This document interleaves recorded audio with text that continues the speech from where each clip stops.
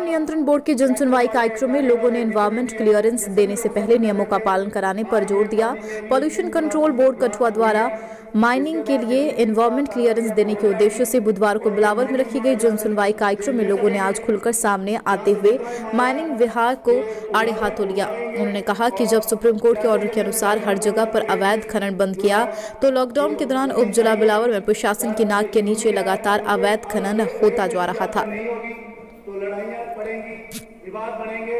हम चाहते हैं कि ये लड़ाई और झगड़े के ना हो। वहीं बता दें कि लगातार पॉल्यूशन कंट्रोल बोर्ड द्वारा जन सुनवाई कार्यक्रम किसी सरकारी या सार्वजनिक स्थल पर रखने के बजाय एक प्राइवेट होटल में रखा गया, जो कि क्रशर मालिक द्वारा संचालित किया जा रहा है। ऐसे में लोग खुलकर तो अपनी बात नहीं रख सकते और कहा अगर पॉल्यूशन कंट्रोल बोर्ड जन सुनवाई कार्यक्रम रखना ही चाहता है तो उसे सार्वजनिक स्थल उन लोगों को उसके पूरी तरह से सूचना हो, ताकि लोग अपनी राय को बिना किसी खौफ डर से रख सके।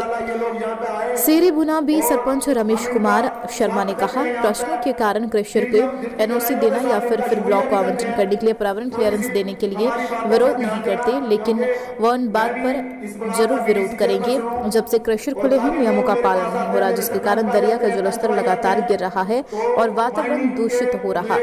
इसलिए पहले नियमों का पालन जरूर हो, उसके बाद ही प्रदूषण नियंत्रण बोर्ड अपना क्लियरेंस के बारे में ये काम कर रहा है।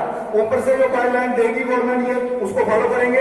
ये नहीं है कि अपने से ये लागू कर रहे हैं। तो दूसरी बात मैं ये कहना चाहता हूं, हमारे इलाके के बिलावर ब्लॉक के जो 8 ब्लॉक हैं, इनकी जो भी हुई है सर, जैसे कहते हैं कि बड़े बड़े जो दरख्त हैं, जैसे हमारे जितने भी जिनके बड़े बड़े पत्ते हैं, जिनकी हाइट बहुत ज्यादा है, वो वहां लगाए जाएं, जिससे हवा चले और गर्दा उन पर जो है वो रुके। ये भी मेरी एक सबमिशन है। बहुत से मौजूद हजरात ने सब कुछ बयान कर दिया है।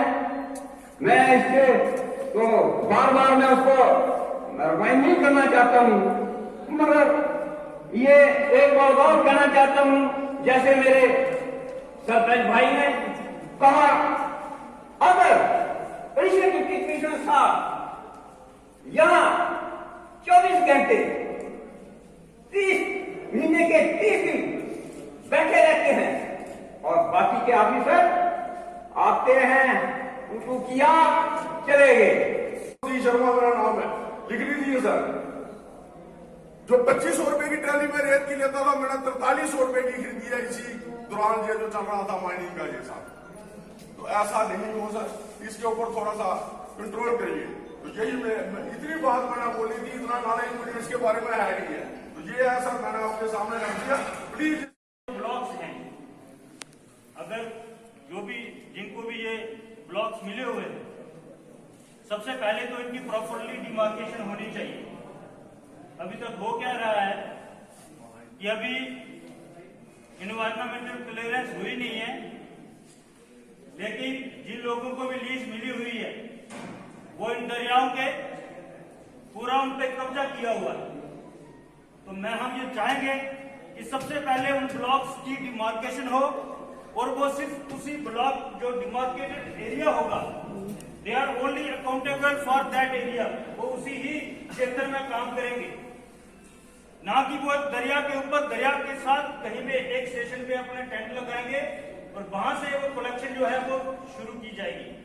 तो इसमें मैं समीर जी से एक बात और कहूंगा, जो दूसरा इसमें रिपोर्टिंग में जो आपने ये बनाया हुआ है, इसमें दूसरा जो प्रश्न चिन्ह उठता है, इसमें सबसे पहले जो मोड ऑफ कलेक्शन है वो बहुत आवश्यक है। पैसे कहां से कलेक्ट किए जाएंगे, मैन पावर कितनी होगी।